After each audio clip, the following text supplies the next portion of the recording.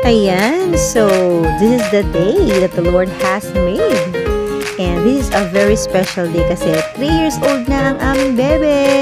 Yuhu! At syempre, 3 years ago na rin ang nakakalipas mula nung siya pinanganak ko. Ibig sabihin, nakasurvive ako ng 3 years. It's because of God's goodness and God's faithfulness. That's why we will celebrate in a simple way. Ayan, kaya naman ang lola nyo, todo effort sa paglilinis. Ayan, at pakonting decor lang.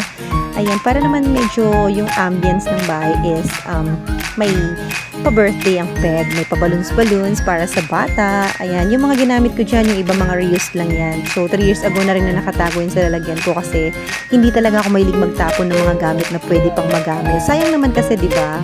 No need to gumastos ng bongga para lang mapaganda talaga at mapa-design mo yung birthday celebration. O, di ba? Tingnan nyo naman ang naging kinalabasan. At walk up like this ang peg ng bebe ko. At may mga busita siyang dumating. Ayan ang BFF ng si Dea. And surprisingly, meron silang binigay na cake sa kanya. Kasi pinagluto ko lang siya ng pancake. Sana, almusal namin yan. Kumakain din kasi siya ng pancake. And then, nung nakita niya yung cake niya, ayun na, chipwera ng pancake ng lola niya. At na-excite naman siya sa kanyang cake at nag-blow ng cake.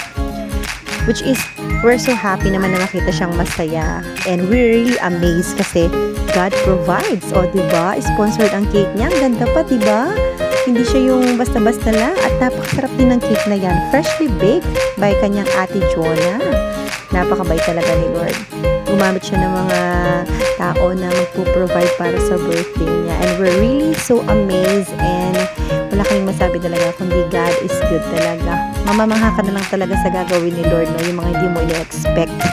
So, ayan, in-enjoy lang ni Baby yung kanyang birthday. Yan, pasayo-sayo sila ng kanyang BFF. Basta nakarinig ng music, todo dance-dance naman ng bebe ko.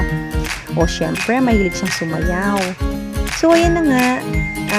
Yung gabi na sinelebrate namin yan, supposed to be dapat magluto lang ako ng spaghetti at bibili na kami ng pizza kasi yan din yung mga kinakain ng bebe ko. Siyempre, konting celebration lang and surprisingly na naman, merong mga sponsor na kanyang mga tita, tito, nag-provide din and ito na naman ang amazing grace ni Lord na ginamit niya ang mga tita-tito para sa handa. Kaya naman talagang napaka-thankful namin at sobrang saya kasi God is so good. Kumilos talaga siya sa birthday ni Bebe.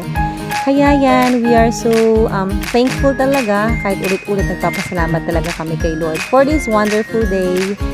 So, we thank you so much. At ang masabi namin talaga, we really love you, Bebe. Thank you so much to all the sponsors.